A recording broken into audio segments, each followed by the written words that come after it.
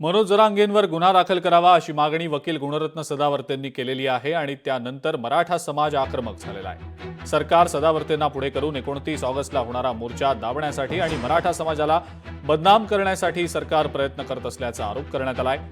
काहीही झालं तरी मनोज जरांगेंच्या नेतृत्वावर लाखो मराठा समाज विश्वास ठेवू नये आणि आम्ही मुंबईला जाणारच अशी भूमिका मराठा समाजातल्या कार्यकर्त्यांनी आणि पदाधिकाऱ्यांनी घेतलेली आहे। गुणरत्न सदावर्ते यांच्यावर जोरदार टीका देखील केली आहे।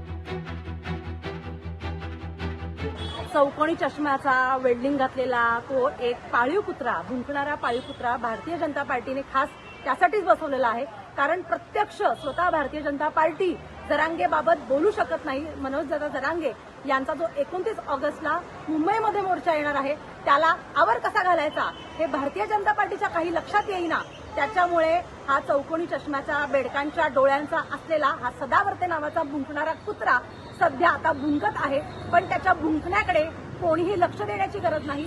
मराठा समाजाची एकजूट, एक वज्रमूठ चांगलीच मोठी आहे आणि ती 29 ऑगस्टला काही झालं तरी मुंबईला धडकणार आहे, कारण मराठ्यांचा आरक्षणाचा विषय हा प्रचंड मोठा आहे। मनोज जरांगे यांनी 3 महिन्यापूर्वी सरकारला अल्टिमेटम दिला होता, त्यामुळे 3 महिन्यापूर्वीपासून सरकारने यामध्ये कोणतंही काम केलं नाही जे मनोज दादा जरांगे पाटलांनी सांगितलं होतं त्यामुळे आता गुणरत्न सदावर्ते जर त्याच्या विरोधात जात असतील तर 100% सरकार आता अपयशी झालेले आणि सरकारला गुणरत्न सदावर्तेच्या हाताशी धरून या ठिकाणी मनोज जरांगेंच्या आंदोलनाच्या विरोधात सरकारी आणि कायदेशीर मार्ग अवलंबण्याचा प्रयत्न करत आहे।